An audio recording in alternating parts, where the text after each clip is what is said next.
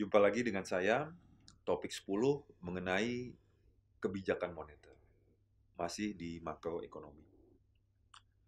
Di topik 9, kita sudah mengetahui apa itu kebijakan fiskal. Nah, sekarang kita masuk kepada kebijakan moneter. Sekarang saya ambil contoh mengenai satu saja mengenai yaitu kebijakan fiskal tentang teks saja. Teks, teks itu artinya eh, masuk ke dalam penarikan pajak dari usaha-usaha yang dilakukan oleh unit-unit usaha, baik masyarakat, perusahaan maupun eh, apa kegiatan ekspor impor. Dari teks yang diambil itu adalah berupa uang kan ya. Nah, kemudian di sini kita melihat uang itu sendiri itu ada suatu badan ya, ada suatu badan di Indonesia atau di negara-negara lainnya yang didominasi oleh bank sentral. Nah, bank sentral yang ada di Indonesia itu dinamakan Bank Indonesia.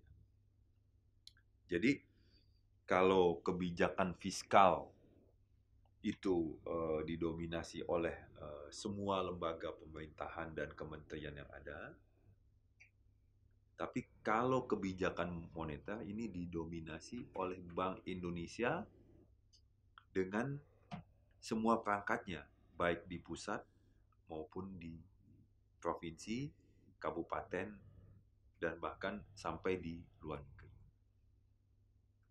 Lalu kenapa ini penting, kebijakan moneter ini? Karena apa? Eh, Tugas Bank Indonesia itu paling tidak itu juga memberikan memberikan semacam regulasi, memberikan semacam peraturan kepada perekonomian bangsa. Antara lain adalah menjaga inflasi negara kita dalam perekonomiannya.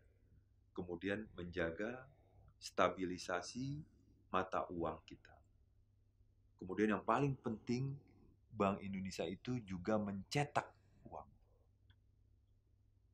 Nah, tentunya dari tugas Bank Indonesia ini pastilah berhubungan juga dengan kebijakan-kebijakan moneter yang akan dikeluarkan. Yaitu seperti kapan dia mesti mencetak uang. Ya, mencetak uang itu juga membutuhkan uang karena membeli bahan baku, menciptakan pabrik, kemudian mendistribusikan, dan itu skalanya Indonesia, skalanya nasional. Nah, begitu juga dalam menstabilisasikan mata uang. Makanya semenjak rupiah itu merosot, itu yang paling pusing adalah Bank Indonesia. Karena ini adalah salah satu tugas utamanya. Kalau sampai rupiah itu menembus angka psikologis, maka itu sangat disayangkan. Sebab itu akan mengganggu roda perekonomian bangsa. Tapi alhamdulillah udah seminggu kita ditolong oleh pemilu dewan di Amerika, karena pemilu dewan di Amerika itu dimenangkan oleh Demokrat, yang dimana itu lawannya partai Donald Trump. Jadi sekarang rupiah Indonesia itu dari angka 15.000 sudah menyentuh ke angka 14.600. Nah, bagaimana eh, si BI ini menjaga stabilitas mata uang itu dari cadangan devisa kita.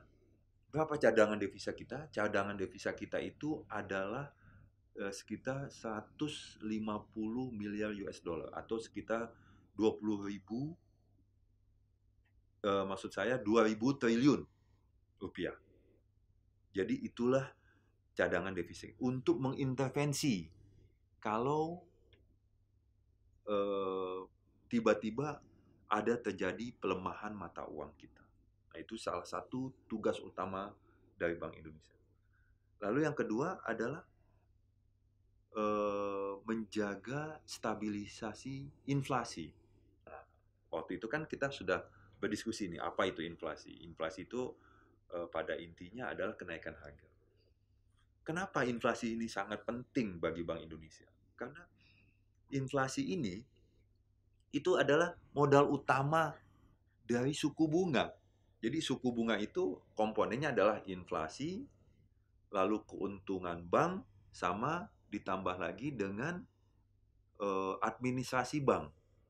Jadi kalau misalnya suku bunga pinjaman itu ada 14%, itu komponen terbesar adalah inflasi. Jadi jangan sampai inflasi itu gonjang-ganjing.